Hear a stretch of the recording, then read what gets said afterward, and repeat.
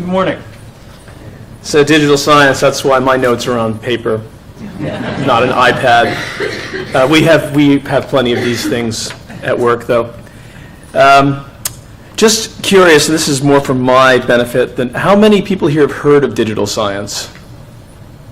Oh, that's not bad. Right, so we've been at this for quite a while now. I've been there for 4 years. I was the third employee after Timo Hane, our managing director, and Sebastian Peck, who was our finance director and is now our CFO. So we started off, actually, I came to Macmillan having sold my startup, which was a patent chemistry startup, which I'm going to touch on later as an example of pivoting. Hopefully that's the last piece of jargon I use today, but you can hold me to account. And we were in a basement room in Crinan Street, which is Macmillan. I mean, I remember going to Macmillan and I thought, this looks like a publishing headquarters. You know, it's kind of charming but old. You know, threadbare chairs in some places, and then really nice. It was sort of a mishmash, right? And they put us in a basement room, and I thought, yeah, okay, this feels like a startup. And there were people at NPG who were thinking, just like you said, they're like, why are they getting money? We should be building these things. So I'm going to talk a little bit about how we started, and I'll try and keep, I'm sorry, how much time do I have?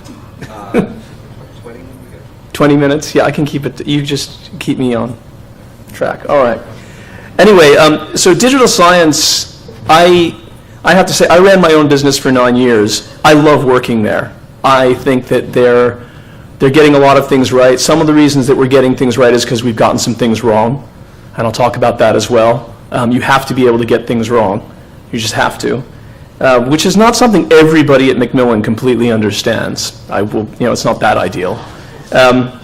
So I'll talk a little bit about, I'm going to talk about our approach, and then I'm going to give some examples of things that we've done. And if people have questions along the way, just speak up. I'm sure we'll have questions afterwards and a bit of a panel discussion. So, I have one slide. I actually hate slides. I'm sure we all do. But I have one, and that's it. But I want that it's going to be part of explaining our model. So the way digital science works, the idea was Macmillan realized that peak subscription was approaching, and that it needed to broaden its technology expertise and also look at alternative business models involving content and involving its key markets of institutions and, publishing to a certain extent. So the idea, Nature Publishing Group actually had developed a pretty good reputation for being quite innovative and adding new products to its website and coming up with bespoke products like databases for antibodies and things like that. However, the problem was that their main job was to build a great website that served the needs of users. They weren't set up to be an innovation foundry for completely new technologies that might very well be in the business of disrupting nature. That is kind of a hard thing to do. So Macmillan decided to set up a separate technology business unit, and I'll take a moment to talk about Macmillan's structure. It's a private company, and so it has lots of different business units. Macmillan Education, at large as it is a business unit of Macmillan. Nature Publishing Group is a business unit. It has a U.S. incorporated division, but it's a business unit. So digital science is a business unit. So in the early days, we said, yes, we're a sister of Nature Publishing Group. Okay, there were 3 of us and hundreds of them, and they had, lots of revenue, and we had none. But we were still a sister group because of the structure. And that actually works pretty well. I'll talk a little bit about that too. But the idea was we would set up a business that would make strategic investments in companies that we thought had promise in the market and had some type of long-term strategic benefit to Macmillan. Now, exactly what that benefit was evolved over time. But we came to look at, one of the ways that we did this was we looked at the research cycle. And I mean, you've seen variations on this concept before, I'm sure, but we broke down the life of a researcher into reading about discoveries, planning experiments, conducting experiments, analyzing the results, sharing the results, publishing those, and going around and around. Now, at the beginning, we didn't have any particular investment. we started off with one or two. We didn't go in any type of sequence. But the idea was that we wanted to invest in companies that supported the research cycle and ideally supported each other. So for example, if we have, I'll just touch briefly on it, BioRaft is a laboratory safety startup. They make laboratory safety and compliance really, really easy, which actually no one has ever done before. It's a deadly dull topic, but of course the founder is really excited about it. He can actually make you think it's cool until you walk away and do something else.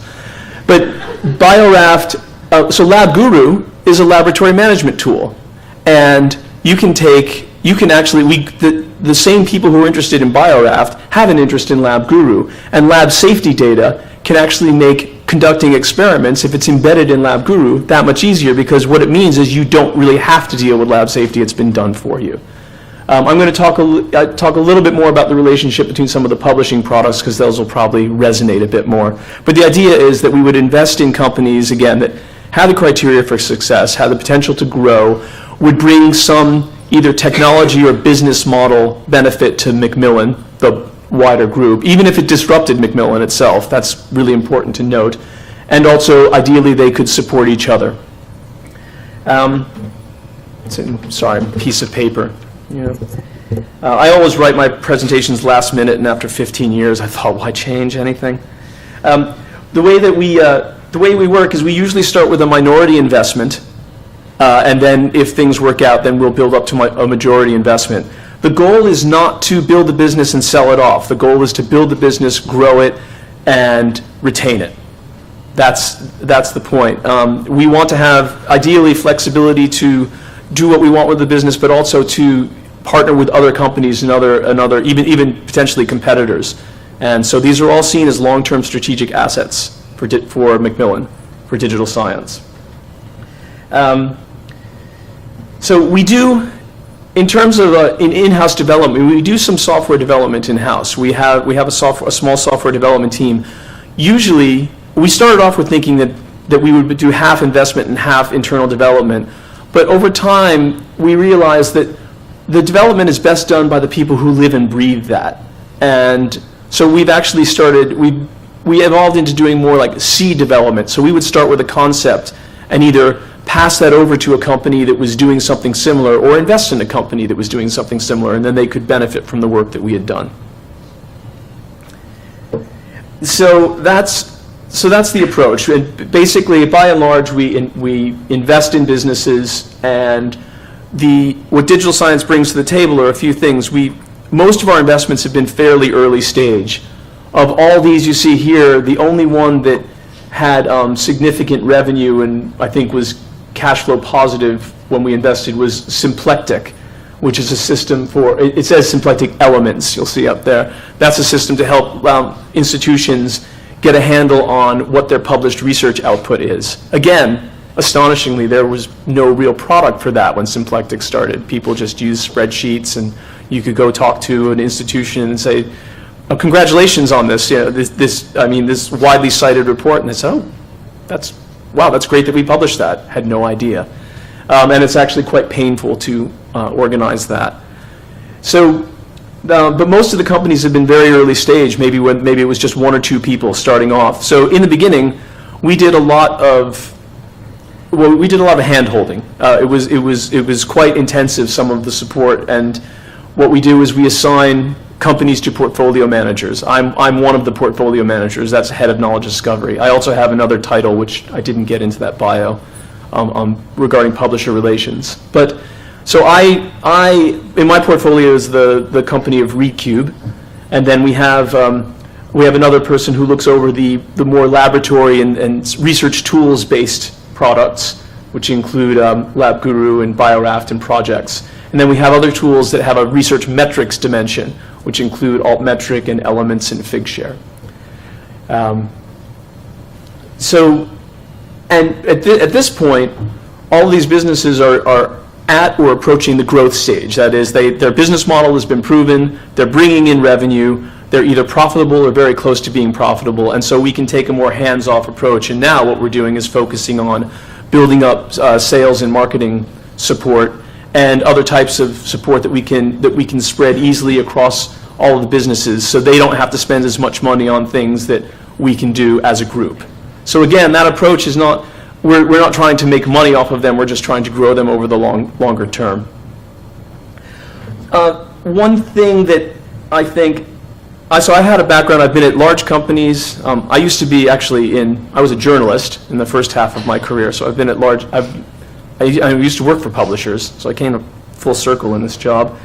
And I've worked at startups, I've run 2 businesses of my own. And I think one of the key things here to note is it's really important what the relationship between a venture like this and the parent company is. So Macmillan, of course, has oversight. It is their money. But they don't micromanage. They basically, we agree on the long-term goals, but they pretty much leave us free to do what we want, and they leave us to experiment. Also, our relationship with Nature Publishing Group and Palgrave, the publishing components, is friendly, cooperative, but arm's length, which is a good thing, except when you want to go get an XML feed from Nature and you find out how difficult it is for anybody else who wants to get an XML feed from Nature. You have to fill out a lot of paperwork. It took months. It took absolutely months. I remember spending 2 months to get 2,400 articles. So we worked together. But that's actually quite good because it does, one of the mandates for digital science is that we are completely free to work with any Macmillan competitors. Absolutely. And in fact, Altmetric has, I think, 50 publishing customers, which include all of Macmillan's major competitors. ReadCube and Figshare also work with Macmillan competitors. We have to be free to do that. And the arm's length relationship from Nature means we also feel more, empowered to go and do deals with companies that, Cell Press, New England Journal of Medicine, some of those high profile, smaller titles that MPG editors see as their main challengers. So that relationship to the parent company is really, really important because, and I know it must be challenging for people at Macmillan because you do want to get involved, but we have a very separate budget. It's made clear to everybody in the business we have a very separate budget, and the pressure is on us to succeed, right? When we do have to have the freedom to fail, but we have to explain that really, really well, and eventually we're expected to be successful just like everybody else in the business. So on that, I'd say one of the key criteria, one of the things that has made it fun to work there and that gives me optimism that the digital science experiment is going to work in the long term is the freedom to experiment. And I'm just going to give you a couple of examples of that. How am I doing for time? Okay. Sometimes they say freedom to fail. Well, I don't know that I wouldn't characterize any of these as failures, but I would say that they were recognizing that things were changing and having the fortitude to act on them. So the first one, because I am a glutton for punishment, is my startup that I sold to Macmillan. It was called SureChem. Well, it still is. It's just got it's living a different life now. And it was a product that extracted chemistry from patents. It's almost as interesting as BioRaf with the lab safety, but not quite. It was aimed at the pharmaceutical and biotech market, and it was solving a problem of getting massive amounts of chemistry data out of massive amounts of documents, which no one was effectively solving at the time. Because the text mining technology and the access to the patent data was seen to be of interest to Macmillan back in 2010 and related to things that Nature Publishing Group were doing at the time, Macmillan acquired the company and me with it. And we pursued that for several years, and then Macmillan as a whole decided that it was going to clarify its customer focus and focus mainly on academic institutions and publishers, with a big emphasis on academic institutions. None of those used SureChem. Right, that they basically took our target market and eliminated it from the strategic focus of Macmillan. So at the same time, we needed a space that opened up for managing ReadCube, and also we decided we needed to build up a more organized approach to working with other publishers, because we had 3 businesses, ReadCube, Figshare, and Altmetric, that were doing deals with publishers, and so publishers would often hear from 3, 4, or 5 different people spread across 3 companies, even though they were all with digital science. And before we annoyed all of our peers and colleagues, we decided that we should take a more unified approach. So I was identified for those two roles. We had SureChem, we needed to do something with it, and we looked at our options for shutting it down, selling it, or something else. And shutting it down didn't seem very attractive since we'd spent a lot of money and it was a massively valuable, quite sophisticated data pipeline and data service. Selling it looked attractive because it could have gotten, it's a valuable, patent chemistry data is boring but quite valuable.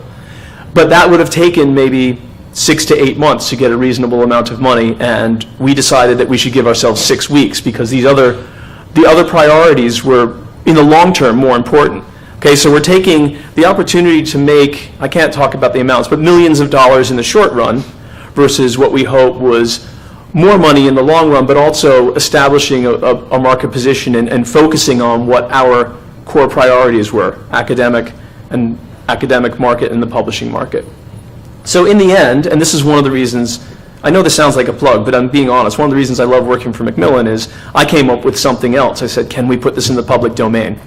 Because it's patent chemistry, again, for those few of you who may deal with it, it's been locked behind paywalls for years and years, and what we did was we took an entire patent chemistry database for most of the world's important patents and we made it freely available. What we did was you transferred it to the European Bioinformatics Institute, which, because it's EU funded, will be able to support SureChem for decades.